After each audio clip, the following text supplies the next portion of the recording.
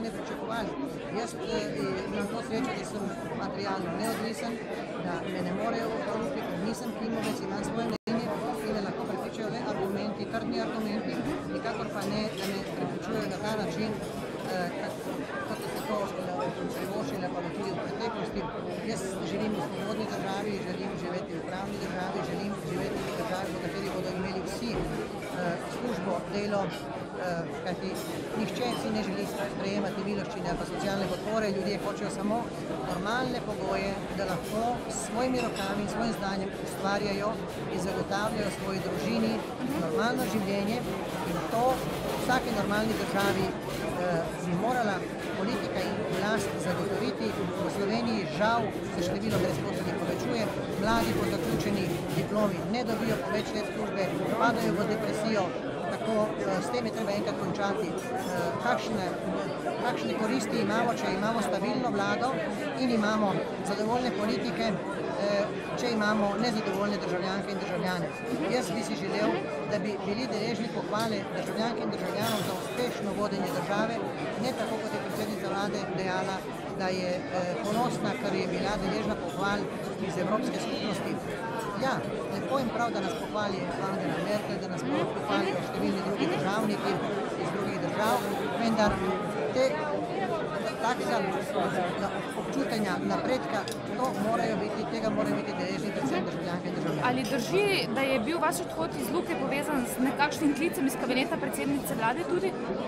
Ja, dobil sem informacijo, da je na dan seje nadzornega sveta tudi predsednica vlade Alenka Bratušek poklicala enega izmed nadzornikov in to je bil tudi usoden klic za moj odhod iz Luke.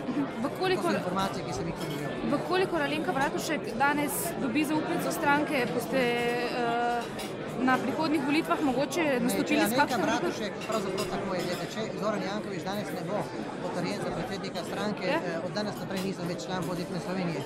Če bo pa Zoran Janković potrjen, ostajam član Pozitivne Slovenije in se bodo lahko nekateri drugi člani lahko poslovili ali pa ostali, kajti itak so navajeni, da spreminjajo mnenje tako kot veter piha, tako da sploh me ne bo čudilo, če bodo sedaj glede na razpravo, pa pričakujemo seveda zmago Zorana Jankovića, številni moji kolegi, ki so že obrnili hrbet Zoranu Jankoviću, že kdaj smo že poteptali, kako si Gašpar, je v redu, pa veš, vse te imamo in tako naprej, smo v redu in tako dalje. Tako da nič hudega.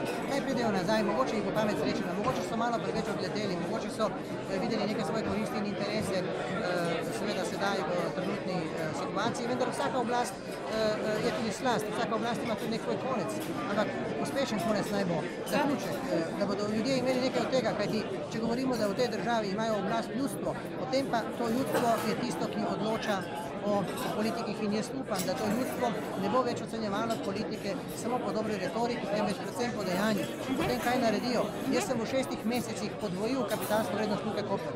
V 6 mesecih. To nekdo ni sprejel. Dosegli smo vse rezultate, celo presegli smo ambiciozne načrte, ki nam jih je naložil nadzorni svet in niso mogli verjeti in naredili smo to. Zakaj?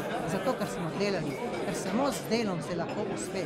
Ko delaš in ko si prisoten in dokazali smo, da se tudi v državni firmi, v državnem podjetju, pa v podjetju v večinski državni lasti lahko dosegajo izjemni poslovni rezultati. Samo moraš voditi družbo pošteno, ne pa biti lopov in krasti družbo, tako kot se je to dogajalo v preteklosti v številnih družbah v večinski državni lasti. Kradlo se je in pretirano se je kradlo. V Luki Koper se, odkar sem bil jaz prevzel poslovodje, se ni kradlo, se je poslovalo normalno, se je šlo v racionalizacijo stroškov, se je šlo v, seveda, obrnitev zaupanja do poslovnih partnerjev. Poslovni partnerji iz tujine kličejo, ne morejo verjeti, da se po 6 mesecih to zgodi, kar se je zgodilo, da so se začeli uresničevati obljube in zaveze, ki so jih moji predhodniki dali že leta nazaj. In da ostavijo takšnega predsednika, to v tujini ni normalno. Pravijo, gospod Gašpar, pa vi bi morali biti deležni nagrad, ne to, To je nemogoče. Zato tudi pričakujemo od sodišča, glede na to, da ni nobene argumentacije za mojo odstavitev, sicer na prvi stopnji so zavrnili, boste videli na višji. Ker to je po zdravi pameti, ne morete odstaviti predsednika uprave, ki je naredil maksimum, kar lahko. Meni je nekdo rekel, ali obžalujem stolček fotelj predsednika uprave. Pa nisem 5 minut sedel na tem fotelju v pisarni predsednika uprave. Moje delo je bilo na terenu, v sejnih sobah, če sem moral sestankovati, da smo se dogovarjali, kako bomo izboljšali poslovne rezultate. Predvsem pa se je moj dan začel v pisarnah mojih kolegic in kolegov, mojih sodelavk in sodelavcev. Najprej v službi za investicije, za nabavo, za vzdrževanje in potem seveda v kadrovski službi, v pravni službi, v službi kontrolinga in tako naprej. In predvsem pa v profitnih centrih, tam na terenu. Poznal sem vsak kotiček. V 6 mesecih poznam Luko bolje kot nekdo, ki je v Luki že 10 in več let in to na vodilnih mestih. Zakaj? Zato, ker me vse zanima in zato, ker sem vzpostavil izjemen stik in komunikacijo tako med zaposlenimi kot z lokalno skupnostjo. A lahko še nekaj, kaj menite o grškem kupcu Luke Koper? Špekuliralo se je, da se je Glede, več kupcev je za Luko Koper, ampak glede, to je enako, kot če vam srce odkupim in potem kaj vam nuca telo. Kaj potrebujete telo, če nimate srca? Država Slovenija ima ključno primerjalno prednost in ta je Luka Koper. Mi imamo v državnem simbolu Triglav morje, s tem je tudi Luka Koper. Luka Koper je naša ključna primerjalna prednost in ta moj prihod v Luko Koper iz kabineta se ni zgodil slučajno. Odšel sem tam na povabilo, predvsem predstavnikov delavcev v nadzornem svetu, predstavnikov lokalne skupnosti. Predstavil sem izjemen program in verjemite mi, da sem ga presegel. To, kar sem dal takrat zavezo na nadzornem svetu, sem presegel. Dosegli smo bistveno boljše rezultate. Hitreje smo pridobili zaupanje vseh deležnikov Luke Koper. In to je to, kar se da, ampak če delaš, kajti Luka Koper, gledajte, kar nima Avstrija, ima Slovenija, to je morje.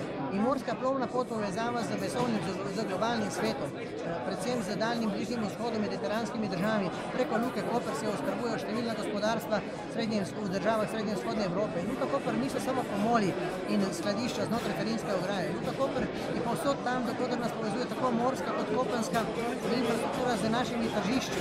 In to je to. Mi moramo si zavedati, da tako v uvozni kot izvozni smeri skrbimo, omogočamo številnim gospodarskim subjektom v državah srednje in vzhodne Evrope, da po najkrajši, najbolj optimalni, najcenejši poti izvažajo svoje proizvode in produkte in tudi uvažajo. Kajti veste, da je v vsakem produktu, v strukturi cene vsakega proizvoda okoli 16 do 18% stroška transporta. In le ti stroški, ki se zmanjšujejo, so lahko tudi poslovni subjekti, partnerji, ki delajo za Luko Koper, tudi bolj konkurenčni s svojimi proizvodi. In vsega tega se mi zavedamo in to tudi počnemo. In ta odnos, ki smo ga vzpostavili in tudi povezali se bolj trdno z pristanišči Severnega Jadrana v združenju Napad. Zakaj? Zato, da delamo na skupni promociji, na skupni tržni politiki. S tem bi lahko dosegli, da bi prevzeli tržni delež od severnoevropskih pristanišč. In to je preprosta matematika, to je simpel. Samo moraš dejansko delati, moraš se nekako potruditi in videti, kje je tržna niša in zakaj ladje potujejo 7 dni več, plujejo več, onesnažujejo okolje več, izpuste v ozračje več, dražja, daljša po 2000 nautičnih milj. Zato, ker imajo tovor tudi v povratni smeri. V Sloveniji pa nismo poskrbeli, da bi zagotovili tovor tudi v povratno smer. Razmerje izvoza preko Luke Koper je 40% v odnosu do uvoza 60%.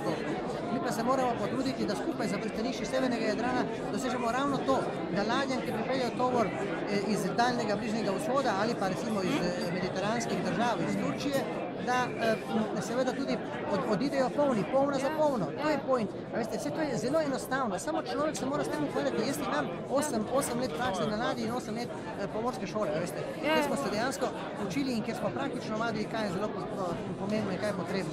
In to je pač ena prosta formula, preprosta formula, po kateri se moramo ravnati in to je dejansko pomagalo, da smo v Luki Koper dosegli izjemen rezultat v pol leta, kar moji predhodniki niso dosegli že leta in leta.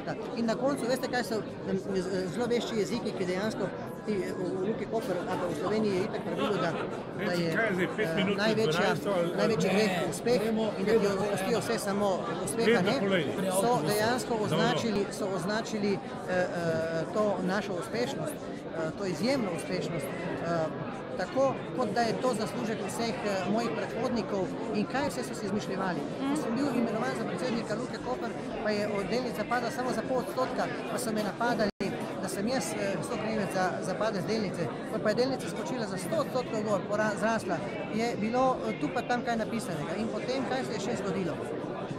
Pa je delnica sedaj od moje odstavitve padla za 43 milijonov evrov, pa vse tiho je bilo. Veste, to je nekaj nesprejemljivo. Saj jaz ne želim, da se mi klanjajo zaradi dobrega uspeha, ampak samo da pač normalno, enaka merila za vse. Vsaj, da so tiho, oziroma da uporabijo enaka merila za vse, tukaj se vidi to politično spletko in igro. Nisem bil imenovan politično, zato ker so bili vsi politični predsedniki proti mojemu imenovanju, nismo imeli iz Pozitivne Slovenije prav nobenega v nadzornem svetu, to je zelo zanimivo, prepričal jih je moj program in še danes sem ponosen na te rezultate in tudi vsi tisti, ki so me navkljub nasprotovanju potrdili za predsednika uprave Luke Koper, dokazal sem, da se da delati, da se da dosegati boljše rezultate z poštenim in korektnim delom in na koncu koncev celotna slovenska javnost je to lahko videla. Gospodarstvo ni politika, gospodarstvo je matematika, so številke, pokažejo, a si naredil, nisi naredil. Žledolom, Luka Koper je bila 10 dni odrezana od sveta. Navkljub temu, veste, kaj smo naredili? V mesecu februarju smo presegli pretovor za 5% in v celoten kvartal na prihodkovni strani za 9%. A lepo vas prosim, kaj nam lahko še očitajo? Lahko za konec še eno tako malo zbadljivo vprašanje. Kako komentirate, da je kongres na Svetovni dan pingvinov? To smo mi vse predvideli. To je normalno. Tako da je usklajeno z Antarktiko. Veste, kako je? Mislim, da je dobro, da se v Sloveniji navadimo, da znamo prisluhniti duhovitosti, da smo bolj duhoviti, tudi predvsem pa v politiki, veste, ker je tako duhomorna in tako depresivna. Mi moramo pošiljati take, bom rekel, energijske signale našim državljankam in državljanov, narediti moramo, ustvariti moramo pogoje za razvoj in gledajte, plemenite živali, žgalce, pingvini so dejansko lahko nam samo vzor.